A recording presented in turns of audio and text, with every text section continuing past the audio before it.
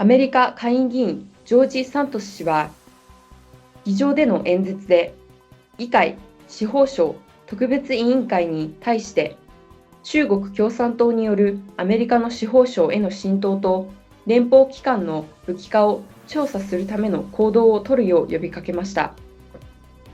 アメリカはもう我慢し続ける必要はないのです。郭文貴氏の保釈を直ちに要求します。詳しくは VTR をご覧ください。Thank you, Mr. Speaker.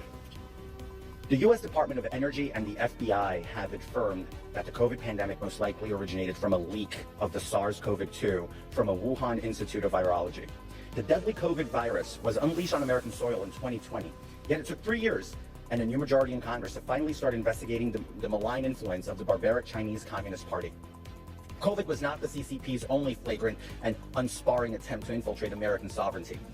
Earlier this year, spy balloons floated along the United States and gathered intelligence from sensitive U.S. military sites. Just last month, 2 CCP spies were arrested and 36 CCP police officers were charged with operating an illegal and secret police station in New York City. The 2 alleged CCP spies only to be quickly granted bail and released from custody.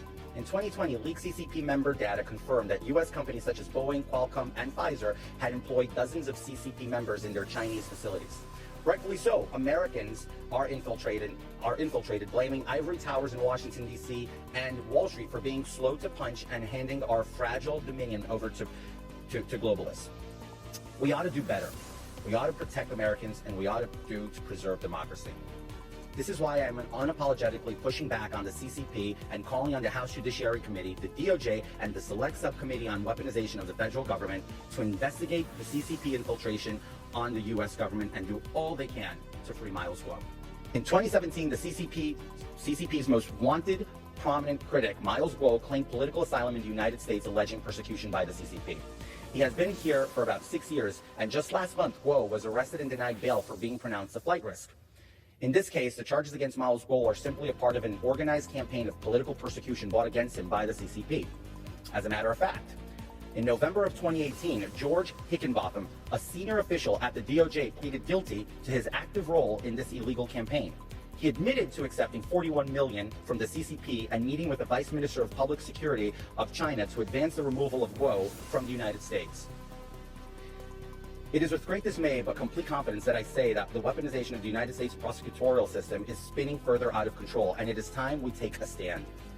It shows when we have a national crime crisis failing by the wayside because political motivated campaigns designed for nothing other than retribution on political agitators keep getting in the way of our leading law enforcement officials who refuse to prioritize the American people. With each passing year, it is becoming increasingly obvious that the CCP is accomplishing its goal of infiltrating the United States indigenously. And all the while, perpetrators, the real threat to the American people, are let out on the streets, and harmless political targets remain behind bars with justice denied. Mr. Speaker, I speak for every American when I say we are done tucking our tails and being at the losing end of every trade-off with the CCP. They take our jobs, use our technology, and steal our intellectual property. And it is turn we get robbed, spied, and deadly viruses. Enough is enough. Free Miles Guo. I yield back.